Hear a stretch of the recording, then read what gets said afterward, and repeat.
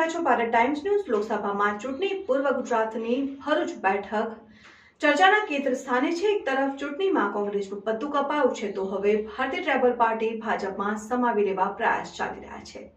આદિવાસી supremo Chhotu વસાવાની નારાજગી વચ્ચે તેમના પુત્ર મહેશ વસાવા કેસરિયા કરવા જઈ રહ્યા છે। ત્યારે મહેશ વસાવા સાથે ભાજપના ભરૂચ બેઠકના ઉમેદવાર મનસુખ વસાવાએ અગ્રણીઓ સાથે મહેશ વસાવાની મુલાકાત કરી હતી। પીટીપી અધ્યક્ષ મહેશ વસાવાના ભાજપમાં પ્રવેશ પૂર્વે મનસુખ વસાવા સહિત અગ્રણીઓ મહેશ વસાવાની મુલાકાત લીધી હતી। ભરૂચ જિલ્લા ભાજપ પ્રમુખ મારુતિસિંહ ટોતરિયા અને સહકારી આગેવાન અને નર્મદા જિલ્લા ભાજપ પ્રમુખ ઘનશ્યામ પટેલે મહેશ વસાવાએ પક્ષમાં આવકાર આપ્યો હતો।